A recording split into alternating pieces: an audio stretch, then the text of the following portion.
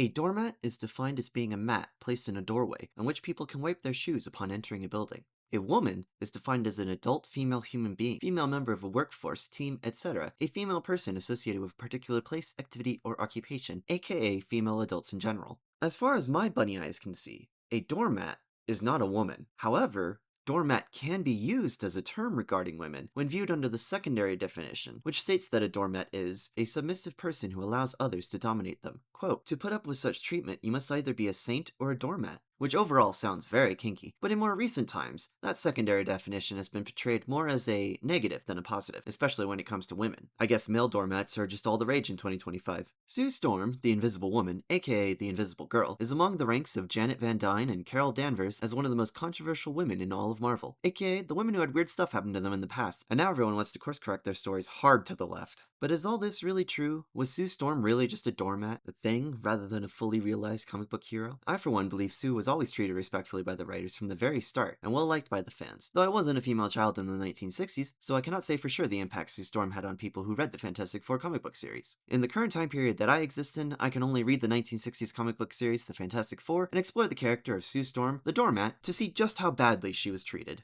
Now, of course, as one final caveat, I have yet to read every single issue of the Fantastic Four and its many spin-offs, reboots, remakes, and crossovers since the 1960s. So there could easily be a 1970s or 1990s issue where everyone just slaps Sue in the face and calls her a bitch, and she's degraded sexually by the comic book artist. But from what I have read, most opinions on Sue seem to come from the if it's old, then it must have been bad philosophy, rather than there actually being something negative that had happened to Sue. Irregardless, we will look at the first 10 issues of the 1960s Fantastic Four series, focusing as much as we can on Sue's actions and overall treatment in the series, while also doing my best to give context as to what's going on in each story. I will then compare with the 2012 reimagining of the Fantastic Four opening called Fantastic Four Season 1, aka why modern Sue is my least favorite character. And without further ado, 1960s Fantastic Four issue number 1. We are first introduced to Sue Storm enjoying some tea with a high society friend when Reed Richards sends out the Fantastic Four flare, and then she decides then and there to uphold her promise to Reed, her brother, and her friend Ben to become the Invisible Girl, turning herself invisible and abandoning her friend without a single word goodbye. Sue pushes her way into a crowd of people, knocking men and women alike down to the hard pavement as they fear a ghost has now terrorized New York City. Sue hijacks a taxi ride in an empty cab that happened to go roughly where she needed to go, and accidentally terrorizes the driver into not accepting her money, which I guess she'd pulled from her invisible purse or invisible pockets. So far, she's not really a doormat, more like just a normal New Yorker. As Sue meets up with the other members of the Fantastic Four, we flash back to the day everyone got their powers. Ben initially doesn't want to take off in the rocket due to the fears of cosmic rays, but Sue declares that they have to beat the communists, and then calls Ben a coward, which is enough to convince him to fly the rocket. So far, still not a doormat. Instead, Sue is actually the reason everyone gets their powers, and the reason she gets her powers is by talking negatively to a man. She calls a man a coward, and then he goes up into a rocket, and then they turn into the Fantastic Four. So, thanks, Sue. If Sue was a doormat, she wouldn't have yelled at Ben or said that they needed to beat the communists. She would have just been quiet and let Reed and Ben... Reed would have been the one to convince Ben. But no, it was Sue. Sue was the one who convinced Ben to go up. On the leisurely drive over to the rocket, Reed actually has doubts about endangering Sue and Johnny, and then we find out Sue is Reed's fiancé, willing to risk everything because she loves and trusts him. The four are able to somehow steal a rocket from the US military and take off into space easier than hotwiring a car in a Jack Reacher TV show. Just as their rocket reaches the very beginnings of space, the cosmic rays bombard the ship, causing it to engage its emergency autopilot crash landing. Sue's reaction to their near-death recklessness is to focus on their failure, and how after all of Reed's hard work, it ended up being for nothing. Perhaps in modern times we would see an entire page of Sue screaming at the arrogant Reed Richards, but in this story, it simply shows how much Sue cares for Reed, a truly rare thing in modern women, I guess. Suddenly, Sue begins to turn invisible, and becomes the very first superpowered member of the Fantastic Four. As quickly as she had vanished, Sue reappears and rushes to hold Reed, which causes Ben to start a fight with Reed, weirdly trying to win Sue over with his newfound strength, ripping a tree out of the ground right as his skin turns from soft pink human skin to hard, uneven orange rocks. Sue gives Ben his new name after becoming terrified for a moment by what he had become. Not a man anymore, but a thing. The Thing. With Johnny starting a small brush fire as he emerges from the forest, almost setting Sue on fire with his powers before Reed stopped her, the four astronauts silently understand that they have now and forever changed into something beyond humanity. This version treats everyone equally as newly created monsters, though of course the Thing gets the worst of this feeling, a defining trait for many issues, if not his entire character. Reed is the first to try and proclaim that the four should use their powers for the good of the world, with the other three agreeing wholeheartedly, giving themselves new names. Sue choosing to become a superhero with Reed and her brother, calling herself the Invisible Girl. For their first mission, the team goes up against Mole Man, a man who uses an army of underground monsters to attack atomic plants from beneath the earth. On their way to investigate the epicenter of the earthquakes caused by the underground monsters, a mythical island known simply as Monster Isle, Marvel's first family faces off with a three-headed dragon that totally isn't King Ghidorah, which immediately chases after Sue, Reed, and Johnny. Reed tells Sue to turn invisible, and with the monster briefly startled by Sue's powers, Reed was able to toss the monster into the ocean before he and Johnny fell into one of Mole Man's traps. Sue of course tries to go and save the two men, but a giant rock monster arises from the ground behind her, requiring Ben to step in and engage in a proper rock monster battle, which he wins easily. As Sue is led by Ben across Monster Isle, looking for a way to go below the surface and save Reed and Johnny, Sue tries to repair the rift between Reed and Ben. The two are able to find a way deep inside the island and save Reed right as the Mole Man is standing around expositing his evil master plan. Ben and Johnny fight a gigantic monster summoned by the Mole Man that's on the cover of the issue and never ever grabs Sue. The issue kinda lies. It makes her look like she's being captured by a monster, but she never really is in this issue. In fact, Sue and Reed actually capture Mole Man while he tries to run away from the hordes of monsters. Mole Man causes Reed to leave him behind right as the island gets nuked, and Sue gets the last line of issue number 1.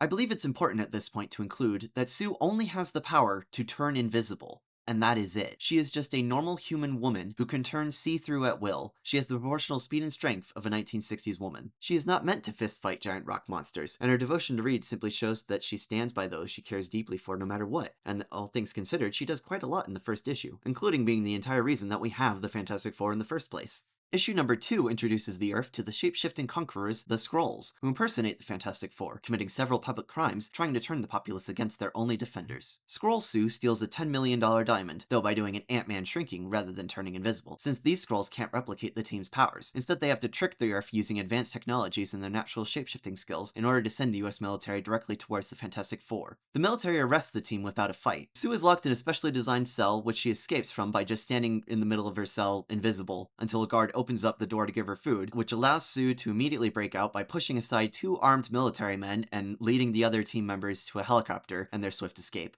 At a convenient apartment safe house, Sue is able to defuse one of the first heated exchanges between the Human Torch and the Thing by appealing to Ben, showing she understands why he's bitter, and has every right to be, but that they need to work together to stop their imposters and save the Earth. Using Johnny as bait, the team is able to find the lair of the imposters and fight the Skrulls, with Sue taking down a fleeing Skrull all by herself, and overall helps to keep Ben from killing their hostages. Sue helps Reed and the others trick the Skrull invasion fleet into believing Earth is defended by comic book and movie monsters. As the Fantastic Four returns to Earth, Ben returns for a split second into a normal human being, before reverting again into his rock form, with Sue there to immediately comfort her friend, and tell him that if he could return once, he can return again from the thing he has become. After turning the Skrulls into hypnotized cows and leaving them to graze on a pasture forever, the Fantastic Four encounter their next threat in issue number 3, the Miracle Man. This issue also introduces the Baxter Building, the Fantastic Car, and thanks to Sue's incredible sewing skills, the iconic Fantastic Four costumes, that all somehow seem to work with their powers. Sue is the one to create a unified look for the team, believing the costumes will truly solidify their status as crime fighters. Reed compliments Sue's skills, even wondering if she should quit being a hero now and just work for Dior instead. She refuses because she knows that without her, the other team members would never be able to patch themselves up.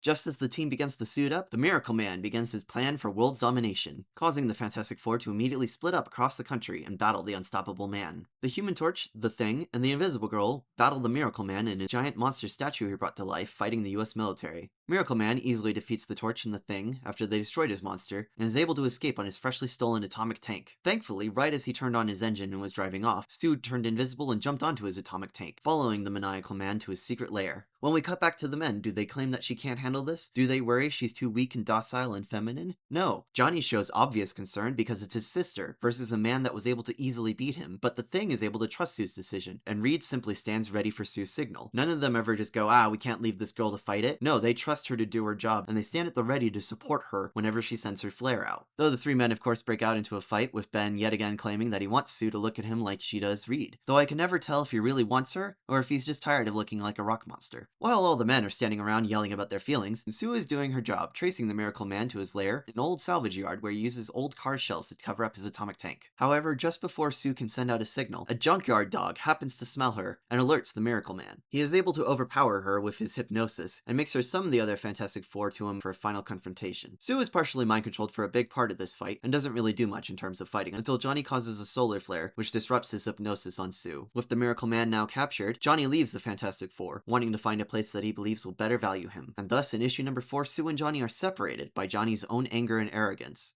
While on his own, the Human Torch discovers the Submariner, a World War II veteran who worked with the first Human Torch in Captain America, and is now living in a New York homeless shelter with no memory and no kingdom. Meanwhile, Sue, Ben, and Reed begin to search for their missing team member, though Ben took a bit of convincing from Sue and Reed. Sue shows a moment of sadness when they take off in the Fantastic Car without Johnny's section. Clearly Doormat material. No real women care about their brothers. That being said, Sue's first act in looking for her brother is to go to a popular kids bar and drink a soda while invisible, terrifying the red-headed boy next to her. She is worried for her brother's safety, but she did need a pick-me-up before continuing the search. Sounds about fair. Sue misses the Human Torch and the Submariner by just a few inches. Evidently, she walks into the worst part of town for 2 seconds, and then immediately turns around saying, "Ew, there's no way Johnny would be in here," as Johnny literally leaves going, "Phew, it's a good thing I was living here." Johnny leads the Submariner on a quest of remembering who he was, though that eventually led to him discovering that Atlantis was destroyed by humanity. This turns the Submariner back into his land-conquering self and engage in a battle with Johnny, forcing him to begrudgingly summon the rest of the Fantastic Four to his side. Sue shows concern upon seeing the flare, since that could only mean an emergency, and was relieved to see that he was okay, though she didn't tell him about the soda that she was chugging a few days ago. Right as the team are being informed of Namor's plan, the ancient beast Giganto is awoken and set loose upon New York. In a bizarre plan not unlike Shin Godzilla, humanity simply waits until the beast falls asleep after destroying New York, and then the thing straps a nuclear bomb to his back, walks into the sleeping monster's mouth, right into the stomach, filled with every single lost ship at sea. The thing then fights a tick the size of a Northern European fitness nut, and rides a nuclear blast out of the beast's gullet. Sue didn't really have anything to do with this, but man do I miss the 60s. While Reed and Johnny are dragging Ben's unconscious body away from the now irradiated heart of New York City, Namor appears again, threatening to summon an endless army of undersea monsters. Sue was able to get the upper hand on Namor, snatching away his horn and taking the prince off balance. Sadly, Sue wasn't fast enough, and Namor caught up to her, immediately becoming stunned by her beauty. Namor proposes, declaring he would end his campaign if Sue simply marries him. Deciding to make the ultimate sacrifice, Sue willingly sacrifices herself to Namor, an act that he immediately acknowledges with rage and confusion, giving the other members of the Fantastic Four an opportunity to strike, eventually sending Namor swirling in an undersea funnel towards the deepest part of the ocean. Evidently, this encounter is enough for Sue to go, yeah, he was evil, but man, he was hot. Issue number 5 introduces this weird-looking green guy with a funny-sounding name, Dr. Doom. I don't know how you can be a Doctor of Doom, but boy does he show how much he's trying in his first panel with his pet vulture. You go, Evil Queen. As the Fantastic Four are having their nightly fight time, Dr. Doom flies a helicopter over the Baxter building, wrapping it in an unbreakable electrified net. After Reed exposits Doom's backstory to the rest of the team member, the Masked Menace calls for Sue to come up to him as a hostage. Sue once again bravely sacrifices herself not only for her team members, but for all of New York, knowing that this is the only way that the team will be able to beat him overall.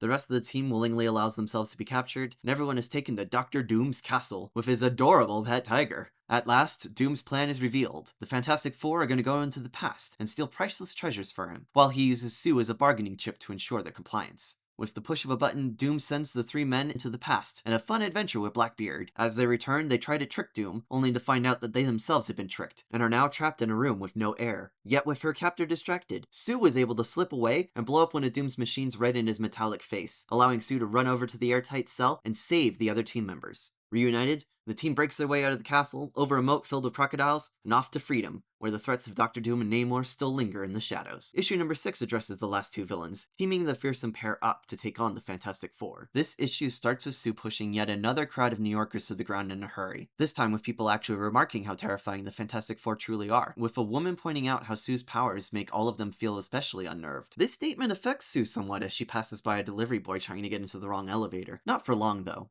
It turns out that the Fantastic Four is actually searching for Dr. Doom, only to come up empty-handed. Sue expresses how much she hates Doom, and how much she pities Namor.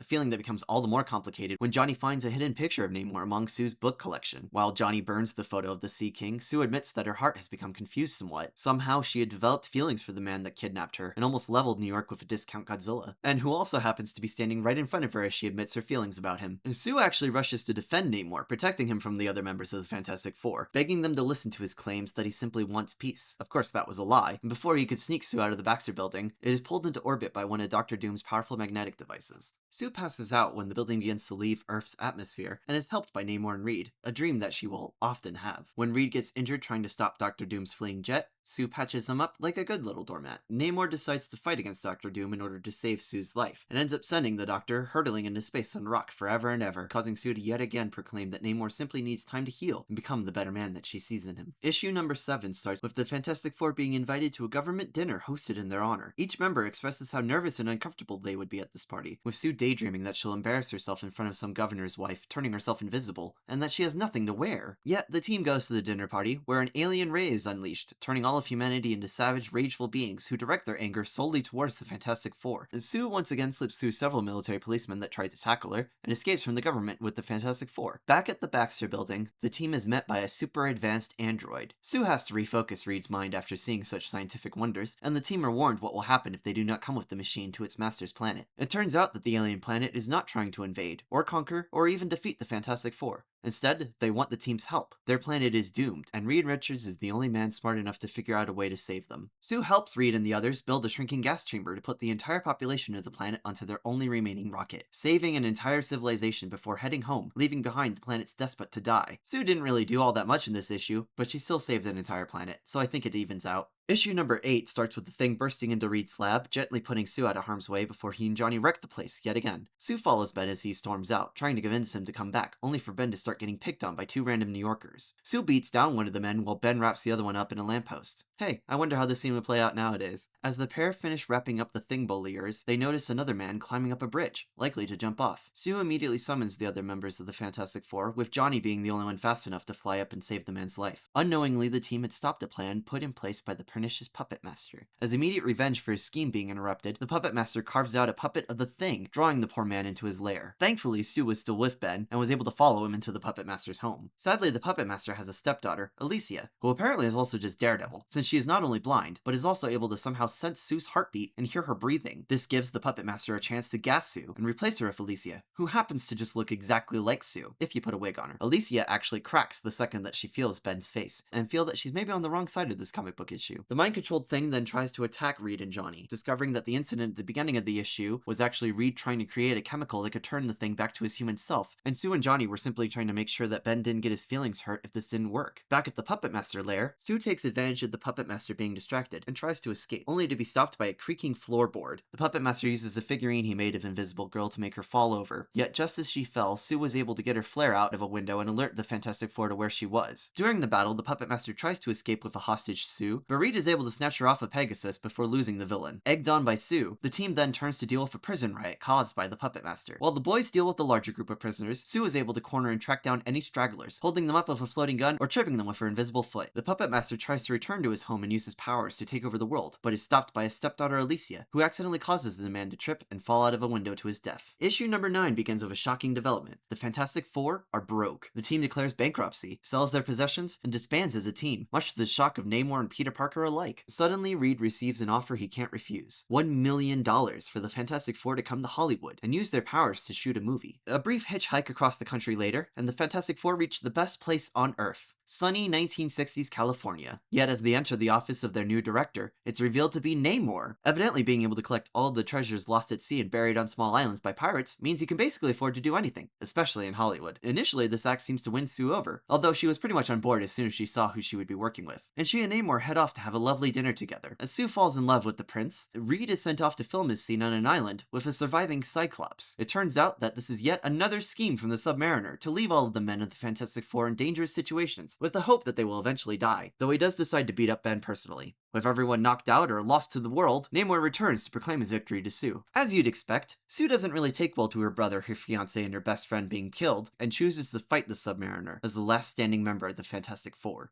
Interestingly, she actually kind of admits that she would have married Namor if he had just been honest and didn't try to kill everyone. Sue is able to best Namor briefly until he uses his fish sonar to find her and grabs her just as the other Fantastic Four members burst into the room, having escaped their ordeals. The 3 men gang up to beat Namor to a pulp, but Sue steps in again, telling them that this isn't right, even even if he is a scumbag. With fiery determination, Sue turns around and makes Namor keep his promise to the team and pay them for their work. The movie is produced and released to worldly acclaim. Sue ends the issue stating that Namor is simply different from them, and what he did was his own twisted way of loving her. And finally, issue number 10 begins with Reed investigating Sue's powers, determining that there is more that she could do, before the Fantastic Four flare is seen shining across the sky. While the team hurries towards the signal, they are swarmed by superfans. Sue is met with a very overzealous man, asking for a smile and going in for a possible kiss or a hug, which Sue skillfully dodges before walking into the road, causing a car crash and almost dying. Maybe Jonah was right after all. With the team bursting into Alicia's apartment, it turns out it wasn't really an emergency after all. Alright Reed, can you just invent cell phones please? This is getting annoying. Turns out Alicia had actually been taking after her stepfather and was carving a row of figurines representing past Fantastic Four villains. Among the figurines are Mole Man, the Skrulls, Miracle Man,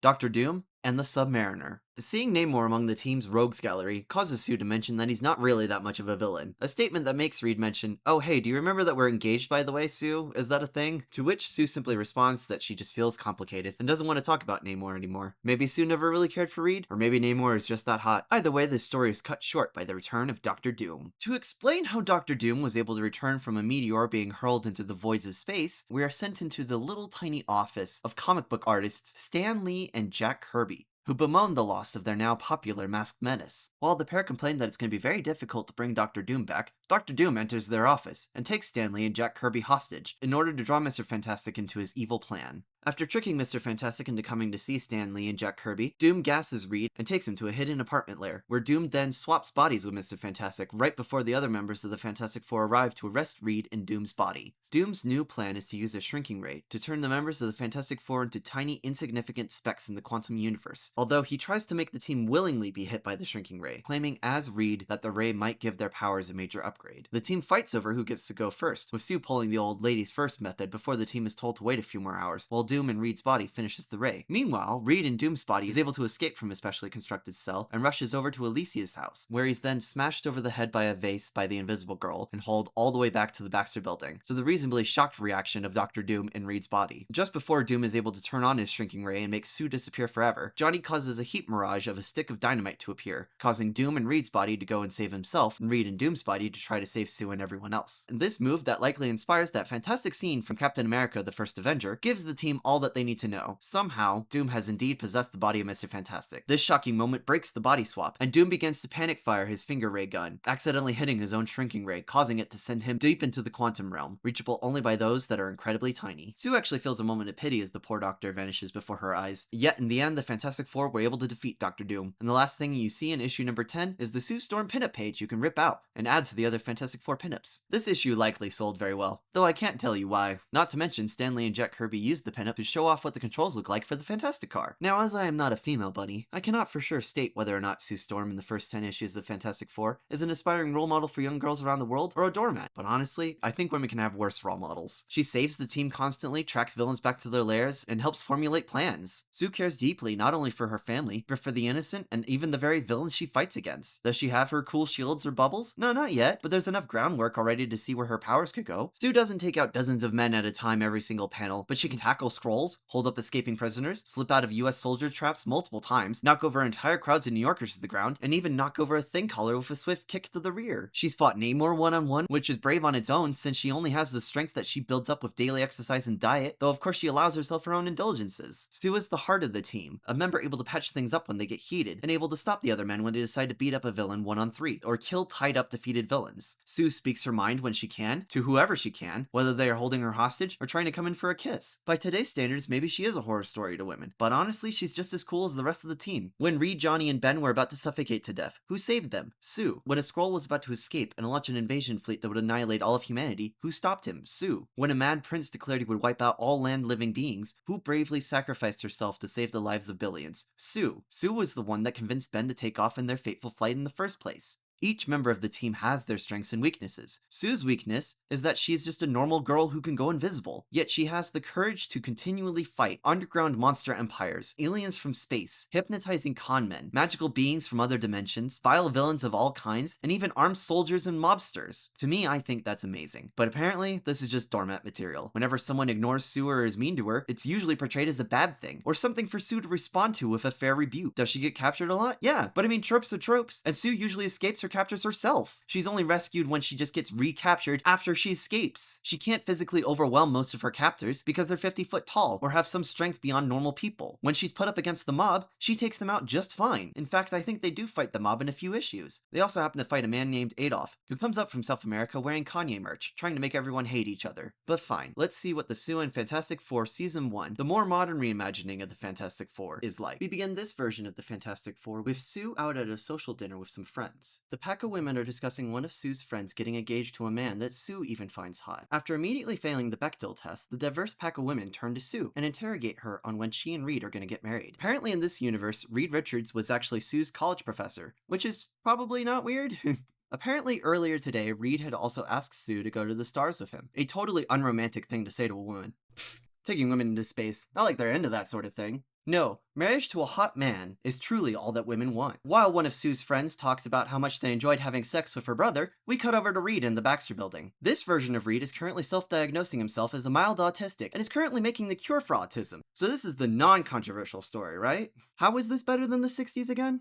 We get a flashback during Ben's introduction, where Sue once again is the one to convince him to fly Reed's rocket. There is again still a tinge of attraction between Ben and Sue that I still don't really like, but nonetheless, Sue, Ben, and Reed and the totally unsexy, unattractive, anti-emotional Johnny go up in their rocket, this time skipping the hijacking of a government rocket and simply going up in a commercial rocket when the US launches their own space shuttle, so that way their shuttle would go unnoticed. As the shuttle reaches the beginnings of space, Reed and Sue hold hands as they stare out at everything. Reed opens up private channel with Sue's helmet and states that he loves her as far as the boundary of space can go. Totally unromantic. I can see why her friends were all for her moving on with someone else. Reed admits he knows it can be hard to be with him, but he hopes that Sue can see that he has more things to love than to hate. And for the most part, Sue seems fully on board, and knows what she's doing. Then the shuttle begins to make a sound, similar to a metronome, just before the cosmic rays intensify, and penetrate the rocket's shielding, mutilating the 4 crew members and crashing the shuttle. And Sue is the first to wake up, and in a battered state, her initial thoughts are solely for Reed, desperate to find him alive. Even the comic admits that she forgets about Johnny for a little bit. Sue finds Reed's body, completely twisted and pulverized, only for Reed to twist and turn, terrifying Sue with his stretching form. In her panic and disgust with Reed's new appearance, she turns invisible, becoming the second superpowered individual of the Fantastic Four. The two then discuss how Reed's lab assistant was smart and totally right, and then the two remember that they have others to look out for and go hunting for Johnny and Ben. Johnny comes stumbling out of the forest on fire, and like before, Reed stops Sue from getting burned, while Ben comes from the other direction, bigger, rockier, orangier, and angrier. Ben and Reed get into a brief physical fist fight until they are broken up by Sue, who seems to blame Reed as much as Ben for the fight. Sue somehow immediately develops her invisible force fields and knocks down the Thing and Mr. Fantastic with a single blow. Reed's assistant lady, that I honestly can't remember the name of, picks them up, showing her complete disgust at Reed's physical appearance now, and takes them back to the Baxter building. Inside the Baxter building, Reed claims that everyone who isn't Ben should stay in quarantine, Ben already having run off, donning his trench coat and hat, and feeling understandably sad for himself. Johnny, of course, immediately also runs off because he is a teenager, and Sue doesn't really seem happy with it either, but she stays in the building. Overall, I do agree that it sucks to maybe lose a few months being trapped inside of a building, but Johnny and Sue really don't seem to realize that they could kill or terrorize innocent civilians with not only their powers, but what the cosmic rays have done to them. Reed and his lab assistant, who was apparently in love with him, discuss the team's new powers, while Sue walks around the room naked and invisible, spying on the love of her life and the only other woman in his entire life. Sue hears Reed's assistant refer to his skin as like a pool inflatable toy, though as we later find out from other better Sues, this assistant is missing out. Sue decides that she's going to go off and train her powers by herself without Reed's help, improving her force fields and also finding a way to put clothes on. The very next day, a giant monster begins to rampage throughout downtown New York. The newly empowered men of the Fantastic Four decide to go out and fight the beast. Sue tries to come with them initially, but in this version, for some reason, everyone tells Sue she's too physically weak for this and could easily get hurt. As far as Reed knows, he and Ben are now indestructible, and Johnny learned how to fly last night while blowing up his motorcycle. It is possibly sexism, possibly Reed's arrogance, but I don't know. Is it really so hard to tell the people you love not to die? Sue and Reed's assistant then have a "you go girl" moment where Sue says this isn't Mad Men, and the assistant says, "I literally have nothing but glasses and sass. How does that stop giant monsters? Also just take the other Fantastic car." So Sue leaves because a woman told her to, and she comes at the monster from a completely different direction to Reed's car, which allows her to intercept Mole Man coming out from underneath the earth aboard a gigantic mole. Sue decides for some reason to walk up and talk to the Mole Man, since she can't overpower him physically. Ironically, the Mole Man actually targets the Baxter building first, which is the reason Sue speaks out to him. She claims Reed is apparently her fiancé now, though only quasi. She also calls him arrogant, apparently still mad she didn't get squashed into blonde jelly by Jolly Green. She at least admits she would have found the man before her repulsive before she had to deal with looking at Ben, and I guess Reed, claiming she is no longer a shallow woman. Please remember this line. She claims she is no longer a shallow woman, ladies and gentlemen, after only 2 days of being slightly different from everyone else. Yet, her overall kindness and obvious beauty immediately wins over the mole man, and he agrees to talk with her, telling her his real name is Harvey. As they talk, Sue seems to view the mole man as a mix of either Ben or Reed. It's hard for me to tell. I believe she views him more as Ben, but it's possible she views him as Reed too. Mole man and Sue decide that perhaps Mole man shouldn't destroy all of New York, and they literally round the corner and happen to arrive right as Reed and Ben are knocking over the giant green monster towards a crowd of innocent people, causing Sue to unleash a massive force field strong enough to stop the creature right in its tracks. Claiming was there ever any doubt? With Harvey's help, the monster is quieted down and taken to Central Park, while Reed, Sue, Johnny, and Ben convince Mole man to come live in the Baxter Building basement and work with them to learn the beauty of the underworld. A reporter approaches the team, and Reed is forced by Sue to acknowledge that they are indeed a team. Instead of being the one to ask the others to help him save the world, the team idea is now associated with Reed's assistant and Sue. A little while later, Sue comes into Reed's lab to try and talk with him, finding him with an inflated head and immediately showing more of her disgust towards Reed's physical appearance, as the no longer shallow woman that she is. Reed semi-apologizes for leaving Sue behind, then wins her over properly by telling her that she's the strongest member of the Fantastic Four, and that, together, they could go even further beyond. Reed still sort of gets his moment of properly being the one to form the Fantastic Four by being the one to ask Susan to be the first to officially join the team, which she agrees to as long as she's still called the strongest member of the Fantastic Four. Reed agreeing so long as she still calls him the smartest member of the Fantastic Four. Clearly, these two egotistical monsters are made for each other. Sue and Reed work together to design the team's new costumes. Reed changes the team name from Johnny's Fearsome Four to Reed's Fantastic Four. Sue shows displeasure at not being asked about the team name, even though they spent all this time off-screen making the costumes, but is interrupted when Reed's assistant calls them into a meeting where she starts naming the other team members. For some reason, this assistant is the one to give everyone their names. We begin first with Sue, who is called the Invisible Woman, a name that she states by saying, "I already am," even though the literal last page was Reed and Sue looking right at each other and agreeing to work together to make this team of superheroes and save the friggin' Earth. But yes, she's the Invisible Woman because Reed just looks right through her, I guess, off screen between the 2 pages where they were fine and now they're no longer fine. The Fantastic Four are then premiered on stage in front of all of New York, and for some reason Reed's assistant is the one who introduces everyone, changing Sue's name to the Invisible Girl for a reason that I honestly do not understand. It's an attempt to make it comic accurate for a second, but it makes no sense for the assistant to do this other than just being a bitch to Sue. After going on stage before the entire world, Sue decides to go on a walk with her friends in the middle of a park. She encounters an Invisible Girl superfan that I am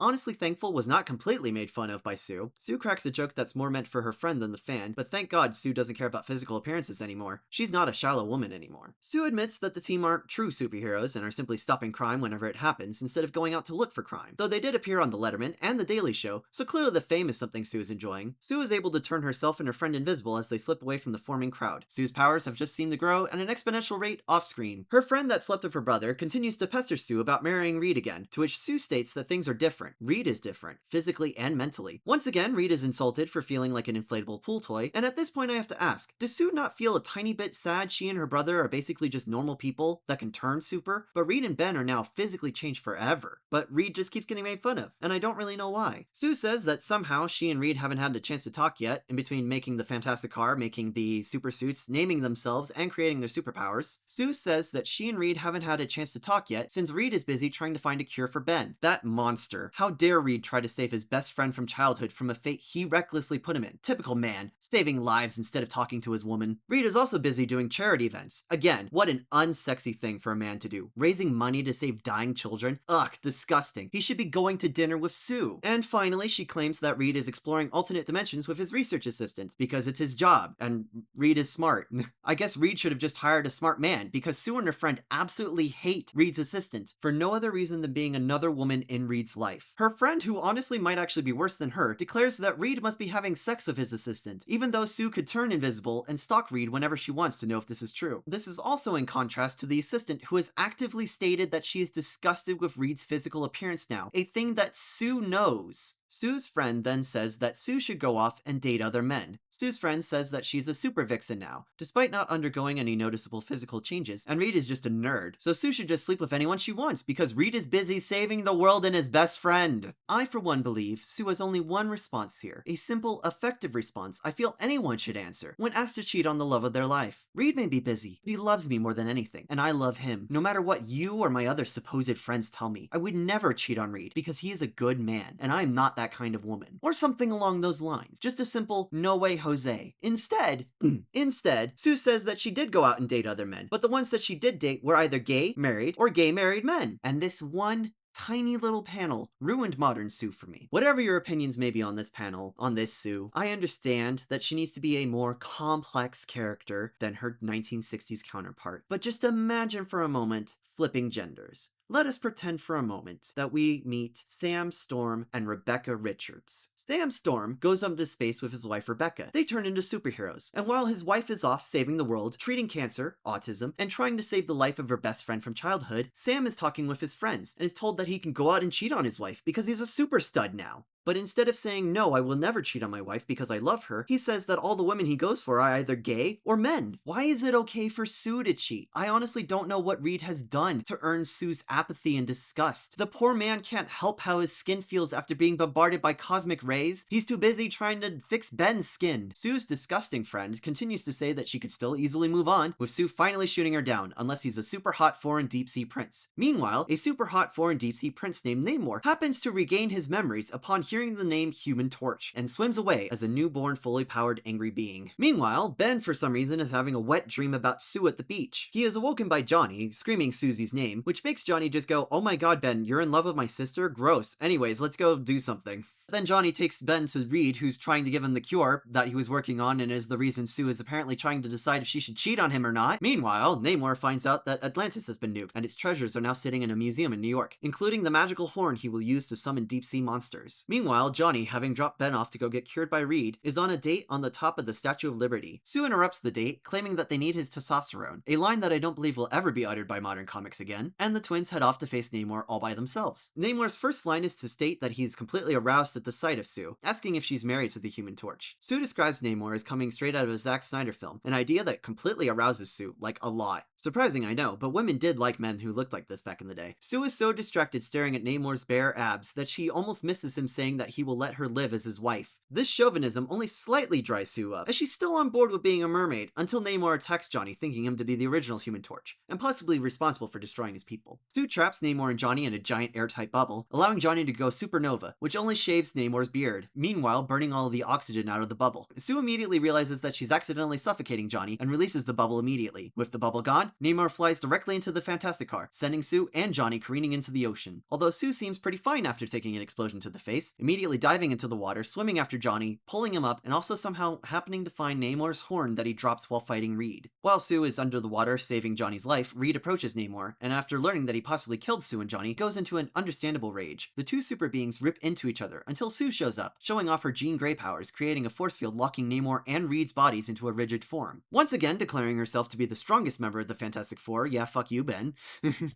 Ben who? Johnny tells Reed that she was captain of the girls' varsity swim team, and Sue decides that she's ready to just kill Namor. She's just going to imagine a small invisible bubble in his throat and expand it, like the murderer that she totally is. Evidently, being denied Zack Snyder abs is enough to drive Sue to murder, making Reed be the one to stop Sue from killing Namor, because there's a gigantic sea monster coming to destroy New York. Thankfully, Sue happened to find the very important plot horn that had happened to have just fallen into the water that she happened to have seen in the middle of New York Ocean. It's only the Atlantic, I'm sure it's see-through. Johnny flies towards the ocean, blowing the horn, dragging the Leviathan monster back towards its home after being slightly distracted by a Thing Godzilla monster fight. Namor is arrested and put into a water tube prison where he and Sue share a talk. Namor tells Sue that he knows that she wanted him. Sue tries to deflect, saying that he's a pig to her now, but with Reed being overprotective, remote, aloof, and likely never to marry her because I guess that's still important, she still seems to believe that she loves Reed. I really do want to believe her, but honestly she seems more disinterested with Reed than interested. I can't tell what she actually wants with him. And finally, Fantastic Four Season 1 ends with Reed, Ben, Sue, and Johnny finally being joined as one unit. A body, a heart, a mind, and a soul. A team, a family. In an attempt to be fair here, I think it's important to list what Season 1 Sue did in terms of heroic acts, like we did with the 1960s Sue, and then compare the other personality traits. Season 1 Sue's first action is to unknowingly stop Ben and Reed from fighting each other with her invisible bubble. Her second act is to consciously walk around naked and invisible, spying on her quasi-fiancé having a private conversation with the only other woman he has in his life. life. When a monster attacks New York, Sue is benched until she unbenches herself and happens to arrive just in time to catch the villain before he destroys the Baxter building, meaning she didn't really have to go anywhere since Mole Man was unknowingly going right for her, but with her sheer kindness, she is able to defeat Mole Man, all while remaining visible. Then she unknowingly uses her force fields on a larger scale to stop a monster the size of the Freedom Tower from falling on a crowd of people. Instead of it being a team effort, Sue takes down Mole Man and his monster single-handedly, while saving everyone from Reed and Ben's incompetence. Sue then battles Namor pretty much all by herself, trapping him and Johnny in an airtight bubble, which leads to Johnny almost dying, Sue almost dying when the Fantastic Car explodes, but apparently because she's the leader of the high school varsity swim team, she's able to ignore an explosion to the face and the sheer impact of hitting the water from several stories up. She is then able to swim to basically the bottom of the ocean, drag an unconscious Johnny, and Namor's super special horn that stops the other gigantic monsters attacking New York. Sue is able to fly herself, Johnny, the horn, Reed, and Namor all at once. She can turn herself and her friends invisible at will. She can create an invisible layer around a human body, moving them with her mind,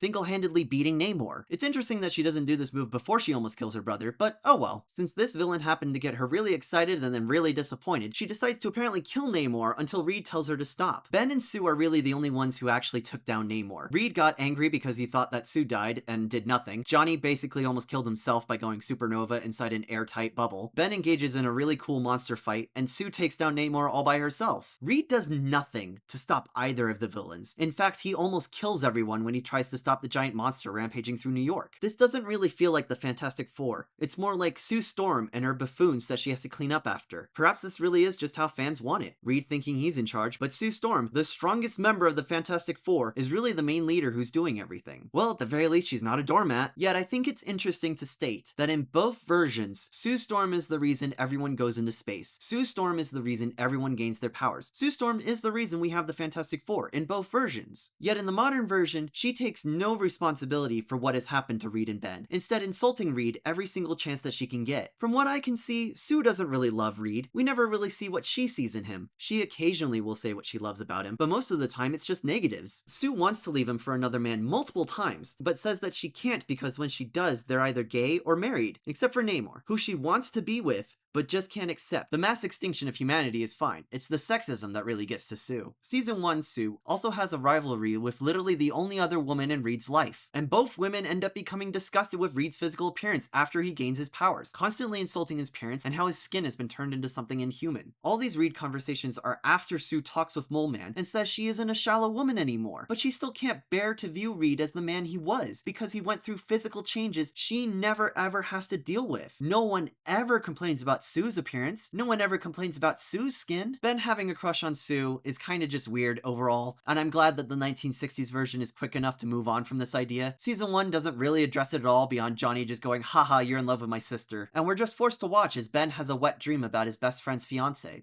and apparently always has. Johnny is bereaved by Sue for his ways, though she's a bit cold and forgets he exists often, which the 1960s Sue did too, so at least they kept that character trait in. They did keep part of Sue's kindness, though it no longer extends to Namor. Heroics-wise, Sue does somehow less and somehow more. She's the strongest, and apparently the only member of the team that we need. Her civilian friends are also just terrible, by the way. All they do is ask her to get married to Reed, and if not Reed, just fuck a New Yorker, because she's rich and famous and powerful. Sue never stands up for herself, or really Reed. Her friends are the ones that get to be mean and bossy to her all the time. 1960s Sue probably wouldn't stand for this. Reed's assistant gets none of Sue's patience, despite not really doing anything, and often agreeing more with Sue than any of the other male members of the Fantastic Four. Sue's friends all hate Reed's assistant, and they don't even know her. 1960s Sue didn't threaten to kill a defeated man. In fact, she stopped the others from attacking Namor 3-1 because she viewed it as unfair. Her feelings for Namor in the 60s were sexual, yes, but mixed in with the idea that she sees a man who is scared, angry, and simply lashing out because he has lost everything. In the 1960s, the other Fantastic Four members led the way, but their powers made them unmissable. Reed was smart and the leader and acted. He was also emotional because he cared for his family, but his arrogance was always acknowledged by him, and we didn't have to have him curing his own autism to apparently become a better man. 60s Ben was the only member of the team who treated Sue harshly, but it was less to do with walking over her or just viewing her as an object to desire. It was Ben struggling constantly with what had happened to him, and also Johnny's antics getting through his thick skin. 1960s Sue saved the day in ways that felt like she was helping as a member member of a team, a woman who could save people and catch fleeing villains while the heroes fight the giant monsters. Season 1 Sue just brute forces her way through all of her problems because she's the strongest member of the Fantastic Four. At the end of the day, I simply cannot agree that Sue Storm in the 1960s was a weak doormat that allowed every single strong man to walk all over her. She lost to male villains, and sometimes the other team members overruled her feelings or decisions, but every time those happened, they were portrayed as a bad thing. Even the team members overruling her. Often Sue would vocally fight back whenever she's verbally insulted. She never willingly allowed herself to be dominated by anyone, a man, a prince, or an alien. She fought for justice and peace, and when her own fans became overzealous, she dealt with them skillfully without being dominated. While her fans changed with the times, I wouldn't say that they necessarily got an upgrade. Perhaps there is a future issue in the 60s that makes Sue a wuss, abused by her male counterparts with no complaints, and sexualized into subservience, a housebroken doormat. But honestly, I think Season 1 Sue is worse. Johnny and Reed are constantly objectified in that story, with Johnny being the most sexualized, which he embraces. Whereas Reed is simply insulted for his physical changes he unwillingly underwent after accidentally being exposed to cosmic rays. Sue Storm is meant to be perceived as a kind, beloved heroine, able to fight men one-on-one, with her power level being absurdly increased in the modern version to the point that she doesn't actually need the team anymore. A change that I feel really ruins Sue, and makes her feel less like part of a team and more just a superhero that begrudgingly has to work with other people that make her weaker. Certainly Season 1 makes Sue into the strong, independent woman with every man in her life living solely to make her feel better about herself and constantly shower her with praise, money, and fame. I truly dislike this constant belief that older comic book runs were terrible for any non-straight white male characters. Janet, Sue, Alicia, Jean Grey, MJ, Aunt May, Betty Ross, even Carol Danvers, I feel, are all well-written characters with the strength to take care of themselves, with exceptions to giant monsters or beings of unimaginable physical strength. Sue is meant to be full of compassion and care for her friends and lovers, even despite whatever physical or psychological changes they undergo. 1960s Sue definitely inspires women and girls around the world. I guess the League of Extraordinary Doormats are just gonna have to be enjoyed by me and me alone. But sure, I guess Sue needs to be remade to better represent the women we have to live with today. Good job, Marvel.